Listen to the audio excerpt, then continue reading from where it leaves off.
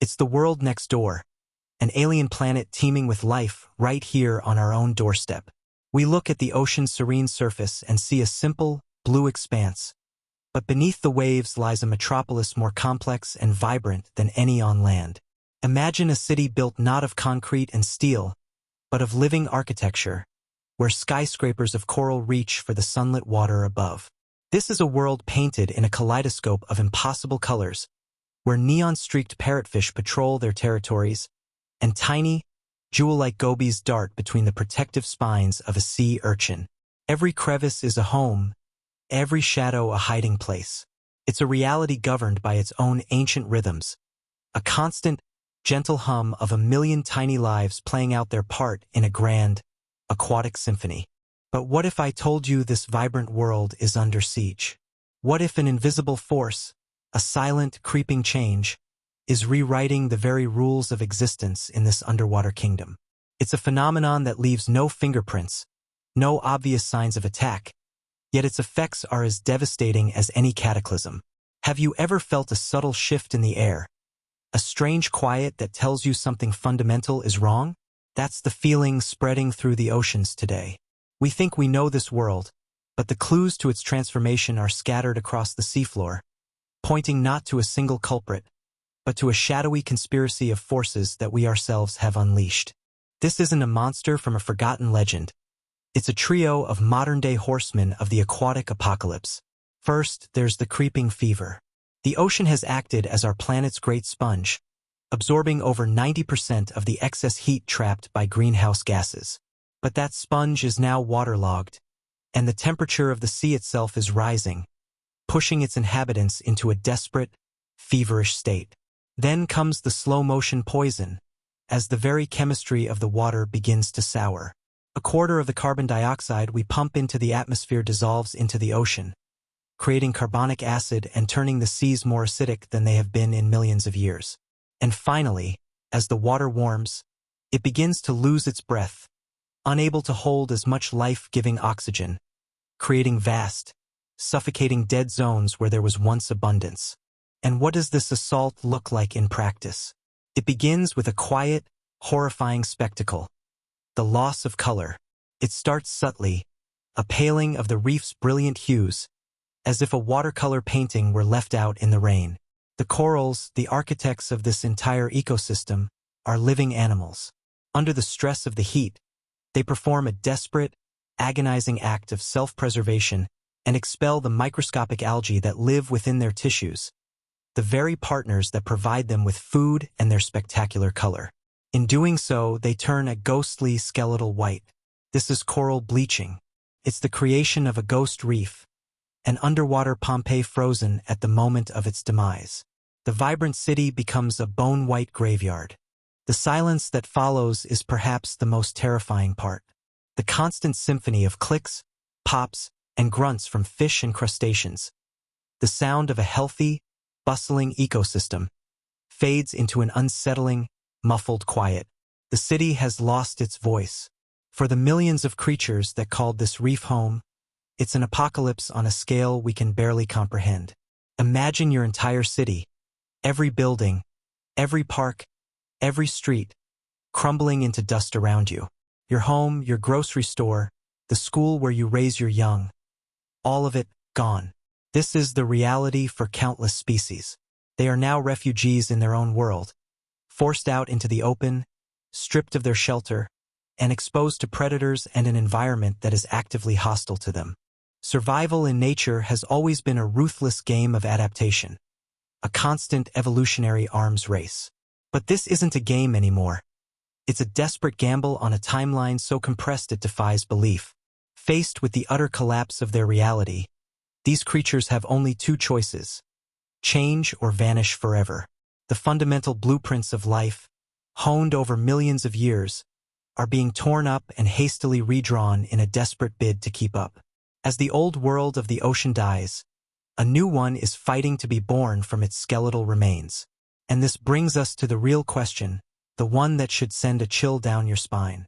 The question isn't if they will change. It's what are they becoming?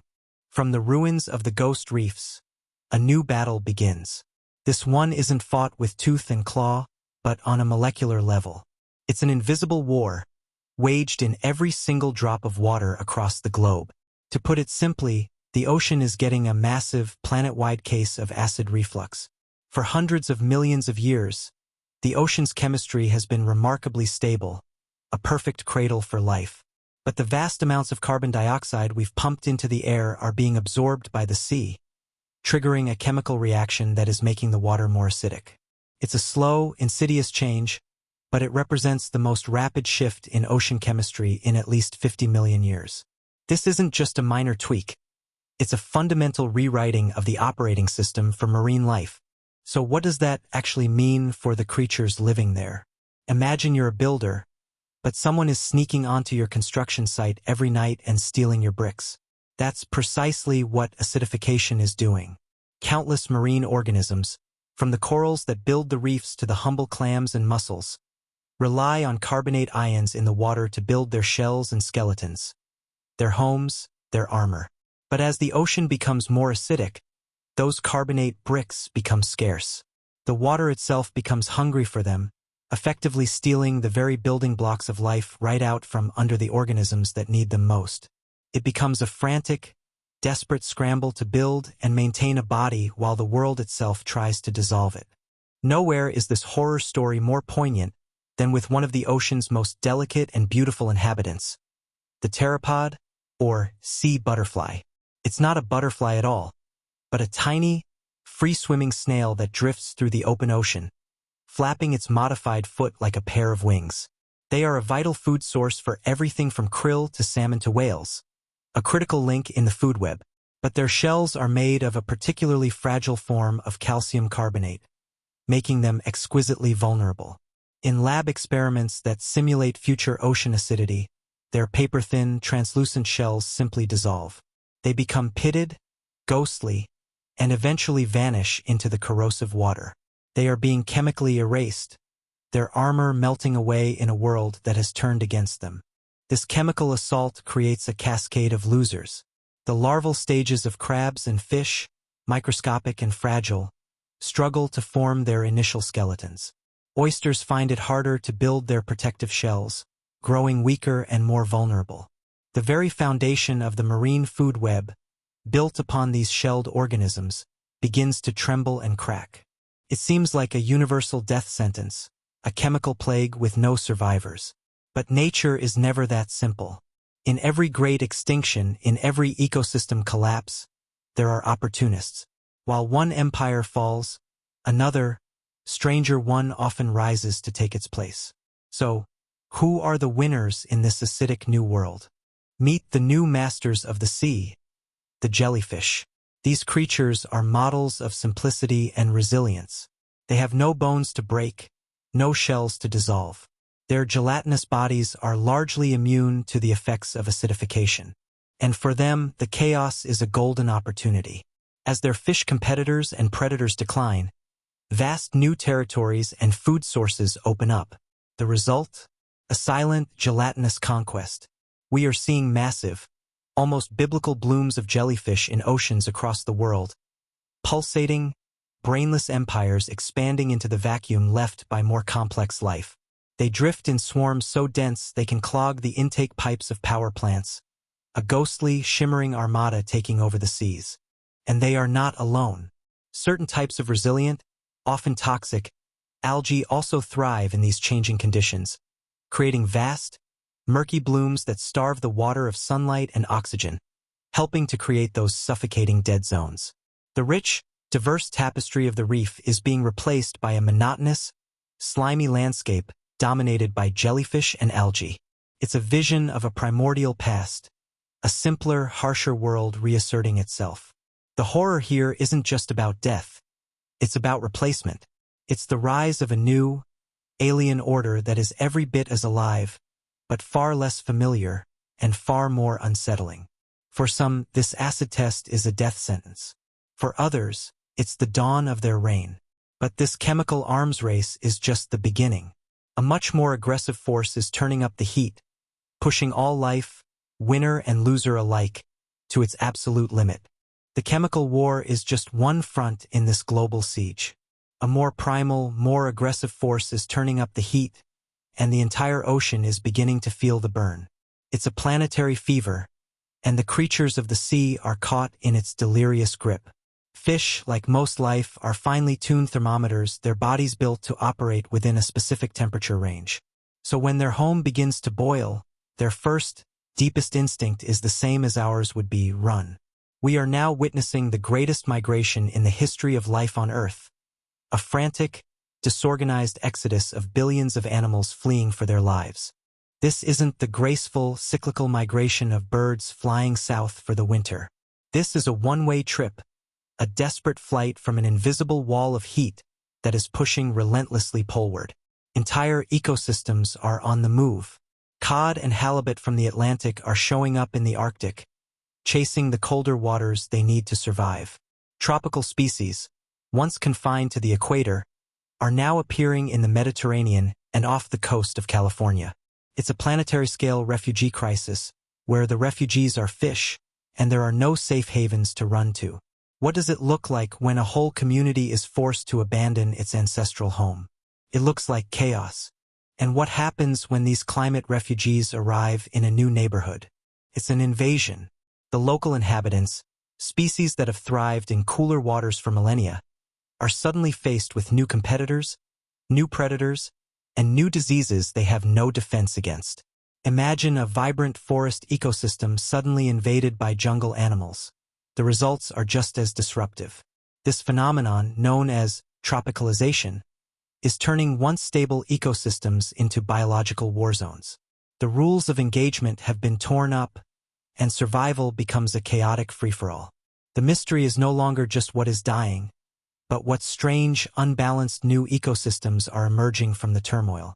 For the creatures that can't run or can't run fast enough, the fever begins to work on them in a much more insidious way. It gets inside their very bodies, rewriting their biological blueprint. Scientists are observing a bizarre and deeply unsettling trend across countless species. They are shrinking. This isn't a case of a few small fish. Entire populations are experiencing ocean dwarfism, getting smaller with each passing generation. It's a slow-motion shrinking sickness. Why? The science is a cruel paradox. Warmer water speeds up a fish's metabolism, forcing it to grow faster. But it's a frantic, inefficient growth, and they reach their maximum size much earlier, ending up smaller overall.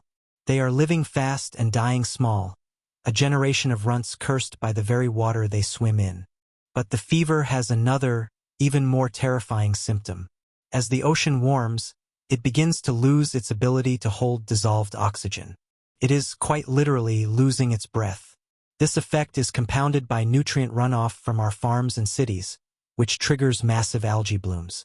When this algae dies and sinks, its decomposition consumes enormous amounts of oxygen, creating vast, suffocating underwater deserts known as dead zones. These are not empty, barren places in the traditional sense. They are places where the water itself becomes unbreathable, a claustrophobic nightmare for any creature that needs oxygen to live. Can you imagine drowning while surrounded by water?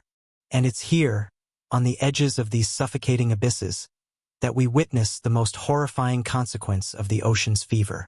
Fish caught in these low-oxygen zones don't just die. Their behavior changes in ways that are chillingly alien. They become slow, disoriented, their movements sluggish and uncoordinated. They drift aimlessly, their minds seemingly wiped, driven only by the primal urge to find oxygen.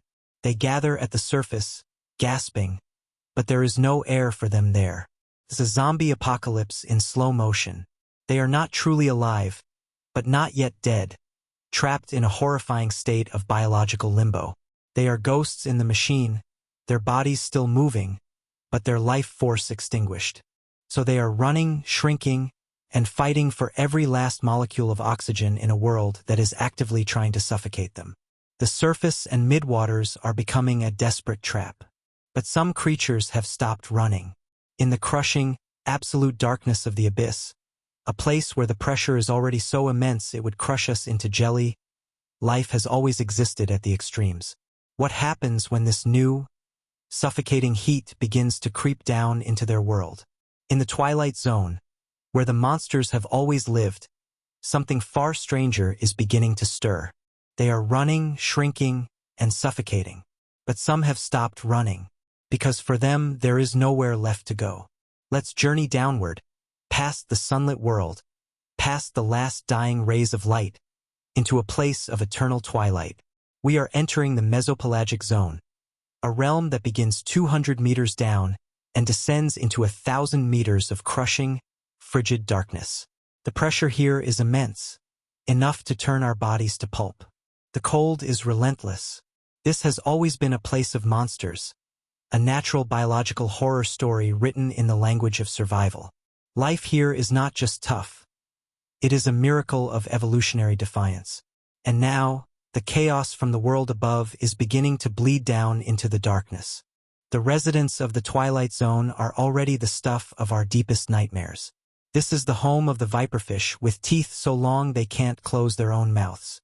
It's the realm of the dragonfish, a creature that can produce its own red light, a wavelength of invisibility in a world where most can only see blue. And of course, there is the famous anglerfish, a gaping maw that follows a ghostly, dangling lure through the oppressive black. These are not creatures of malice. Their terrifying features are masterpieces of adaptation, perfect solutions to the problem of living where there is almost nothing to live on. They are the planet's ultimate survivors. So what happens when you take the most extreme environment on Earth and make it even harder? The problem starts with the food supply. Life in the deep is sustained by a constant, gentle blizzard known as marine snow. It's a macabre cocktail of dead plankton, fish scales, fecal pellets, and other organic garbage raining down from the sunlit world above. This is the foundation of their entire food web. But as we've seen, that world is in turmoil. The plankton are changing, the fish are migrating, and the very chemistry of the water is different. This means the marine snow itself is changing. Is it less nutritious now? Does it carry new toxins? Is it becoming scarcer? For the creatures of the deep, it's as if their sky has started raining dust instead of bread. They are starving in the dark. In this desperate new reality, evolution goes into overdrive. Consider the bizarre and wonderful barrel-eye fish. This creature has a completely transparent, fluid-filled head, inside of which are two sensitive, tubular eyes that typically point upward, scanning the darkness above for the faintest silhouettes of prey. But what happens when that prey becomes scarcer and harder to spot? We can only speculate, but nature's logic is terrifyingly efficient. Perhaps its eyes are evolving even greater sensitivity, the retinal equivalent of a military-grade night vision scope, able to distinguish the bioluminescent signature of a single shrimp from a kilometer away. Or maybe its strange, clear head is becoming something more. An advanced sensory dome, capable of feeling the most minute pressure changes in the water as a single flake of marine snow drifts past. The alien is getting an upgrade. Or think about the anglerfish, the quintessential deep-sea monster. Its glowing lure, a fleshy bait packed with symbiotic bacteria, is its key to survival. But in a world where every calorie counts, a failed hunt is a step closer to death. What if its prey is wising up, learning to avoid that familiar, lonely light in the dark? Evolution doesn't give up. It gets creative. Maybe its lure is evolving beyond a simple beacon into a complex, hypnotic strobe, a pulsating pattern that mesmerizes and paralyzes its victims. Or, in a truly horrifying twist, what if it's learning to mimic? Perhaps it could evolve a lure that flashes the specific pattern of a potential mate, drawing in other, smaller fish not for courtship, but for a cannibalistic feast. In the deep, you do what you must to survive, even if it means betraying your own kind. This is where true mystery and true horror begins. We are speculating about the creatures we know, the few monsters we've managed to drag up into the light. But the deep sea remains the most unexplored region of our planet. We know more about the surface of Mars than we do about the bottom of our own oceans. The most unsettling question is not how the known monsters are changing, but what new ones are being forged in this chaotic, high-pressure laboratory. Are new, faster predators evolving to hunt the zombie-like fish drifting down from the oxygen-starved zones? Are creatures from the even deeper Hadal zone, the trenches, being pushed upward, bringing with them forms of life we can't even imagine? Life in the deep has always been a biological horror story, a testament to survival against impossible odds. But now, it seems the script is being rewritten by an unseen hand, and the monsters are getting new, terrifying powers. They are becoming more efficient, more cunning, and more monstrously adapted to a world that is harsher than ever before. It's a silent, hidden arms race, taking place in total darkness. But the most unsettling changes might not be happening to their fangs or their lights. The greatest transformation, the one that could change everything, might be happening in their minds. We have journeyed through an ocean of nightmares. We've seen homes crumble into bone-white dust, bodies shrink and dissolve, and monsters in the abyss gain terrifying new powers. The story so far has been one of individual survival, of single organisms pushed to their absolute biological limits. But the next stage of this planetary transformation is perhaps the most profound and unsettling of all. The adaptation is no longer just happening within the bodies of these creatures. It's happening between them. The most radical changes aren't in their fangs or their fins, but in their minds. We've always been mesmerized by the sight of a school of fish. It's a living river of silver, 1,000 individuals moving as one with breathtaking precision. For a long time, we thought we understood this phenomenon.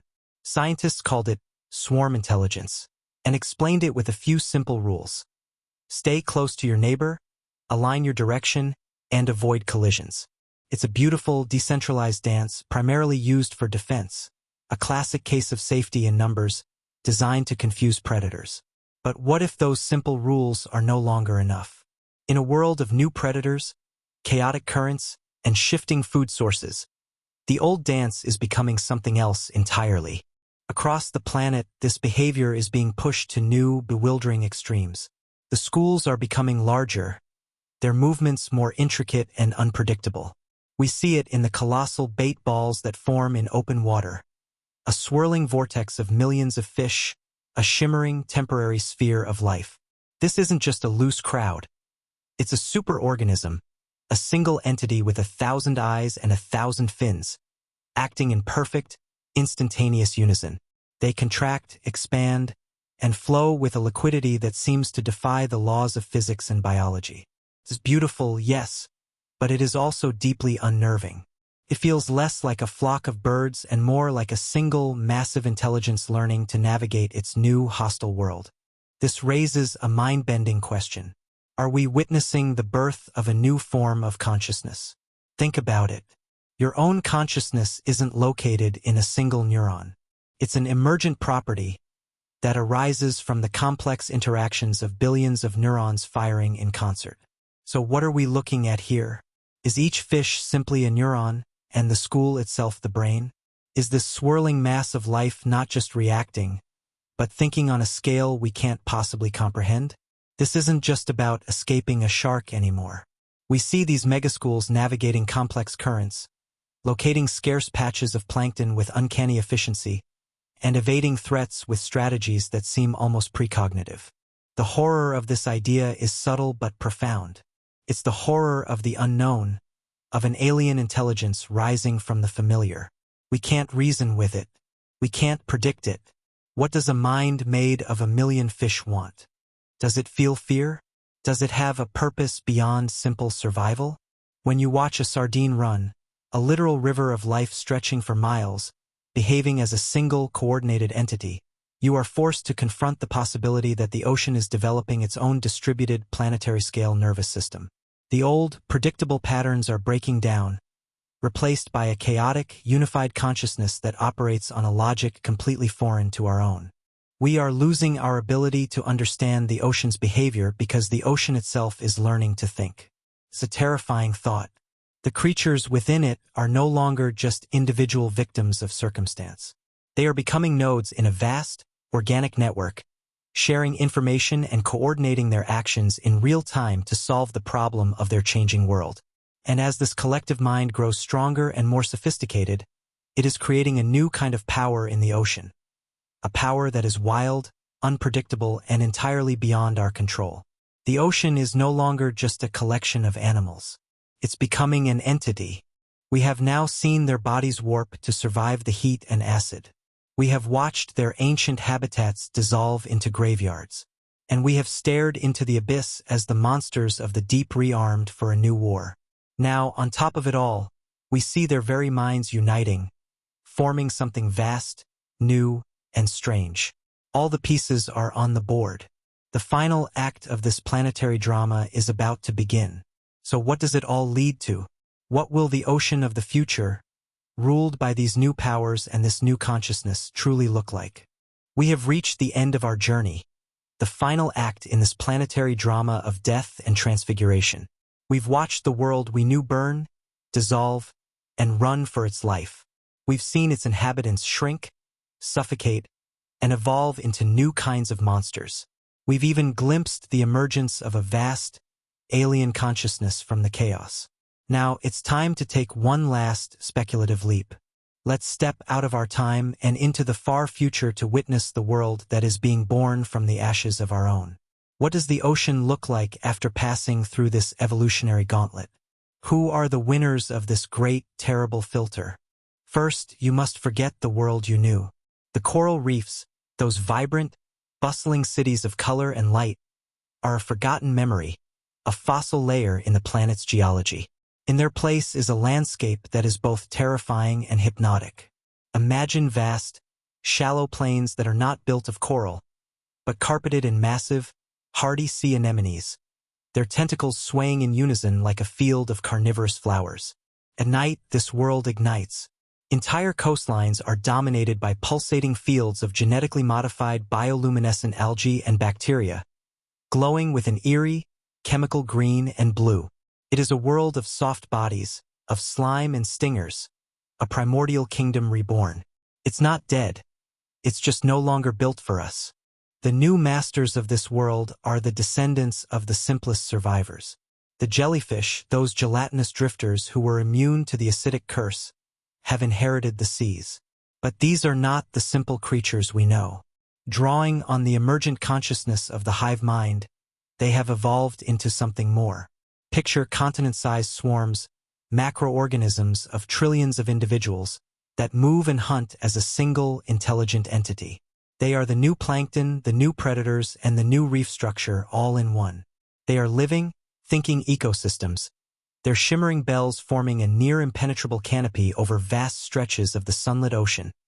A silent, pulsating empire that now rules the surface. In the murky, feverish coastal waters, another victor has claimed its prize. The descendants of those tough, fast-breeding fish that endured the heat and the dead zones have become the ultimate opportunists. Having survived generations of being shrunken and starved for oxygen, they are now perfectly adapted to this harsh new reality.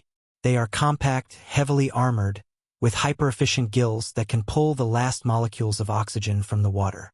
They are the rats and pigeons of this new world, unfathomably abundant, moving in twitchy, nervous shoals through the anemone fields and algae forests, scavenging, breeding, and thriving where the elegant species of our time could no longer breathe. And in the eternal night of the deep sea, the arms race has concluded. The monsters have perfected their craft. The descendants of the anglerfish, viperfish, and other abyssal horrors are now the undisputed apex predators of a vertical world. Their bioluminescent lures are no longer simple lights but complex communication systems, capable of broadcasting hypnotic signals, mimicking prey, and coordinating pack hunts in total darkness. Their senses are so acute they can feel the heartbeat of another creature from hundreds of meters away. They are no longer just surviving. They are reigning in a kingdom of absolute pressure and darkness, hyper-intelligent, brutally efficient, and more alien than anything we could have ever imagined. This is the ultimate horror and the ultimate wonder. The doomsday scenarios were wrong. The ocean did not become a sterile, empty desert. It is bursting with life, more vibrant and competitive than ever before. The horror is not that the ocean is dead, but that it is teeming with a new and terrifying kind of life. It's a complete, functioning, and brutally healthy ecosystem that has absolutely no place for the creatures of our time. It is a world that has healed, but in doing so has erased us from its memory. Life did not go extinct. It just became completely, irrevocably alien. The inhabitants of our oceans are not just adapting to the world we are changing. They are actively building a new one, a world without us, for themselves. They are passing through an evolutionary bottleneck and emerging on the other side as something stronger, stranger, and completely unrecognizable. And so the final, chilling question is not whether life will survive the changes we have wrought. Life always survives. The real question is, if we were to somehow see the planet they inherit, would we even recognize it as Earth?